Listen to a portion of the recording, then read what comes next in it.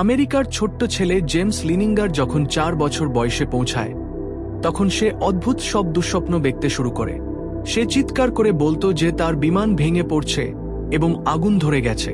সে প্রায়ই নিজের পুরনো নাম বলতো, জ্যাক, এবং দ্বিতীয় বিশ্বযুদ্ধের বিমান চালকের জীবন নিয়ে এমন সব কথা বলতো যা তার জানা থাকার কথা নয়।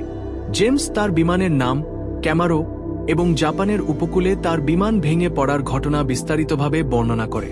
তার বাবা মা এই সমস্ত তথ্য যাচাই করে দেখেন এবং অবাক হয়ে জানতে পারেন যে বাস্তবে জ্যাক নামে এক পাইলট ছিলেন, যিনি সেই একই জায়গায় তার বিমান নিয়ে নিখোঁজ হয়েছিলেন।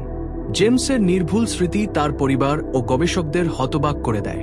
হিন্দু ধর্মে পুনর্জন্ম একটি কেন্দ্রীয় বিশ্বাস। এটি হল আত্মার এক শরীর থেকে অন্য শরীরে স্থানান্তরিত হওয়ার প্রক্রিয়া। পুনর্জন্মের ধারণায় সংস্কার একটি গুরুত্বপূর্ণ বিষয়। সংস্কার হল পূর্বজন্মের কর্ম, চিন্তা ও অভিজ্ঞতার ছাপ যা আত্মার সাথে থাকে। এই ছাপগুলি নতুন জীবনে আমাদের প্রবণতা, ভয় বা প্রতিভাকে প্রভাবিত করে। এটি বিশ্বাস করা হয় যে একজন ব্যক্তির বর্তমান জীবনের পছন্দ এবং তার কিছু আচরণ এই পূর্বজন্মের সংস্কারের ফল। বৈদিক জ্যোতিষশাস্ত্রে জন্মকুণ্ডলীকে পূর্বজন্মের কর্মফল বা সংস্কারের প্রতিচ্ছবি হিসেবে দেখা হয়। এই বিশ্বাস অনুযায়ী জন্মের সময় গ্রহের অবস্থান আমাদের অতীত জীবনের কর্মের ছাপ বহন করে। এই ছাপগুলো আমাদের বর্তমান জীবনের ভাগ্য, চরিত্র এবং প্রবণতা নির্ধারণ করে।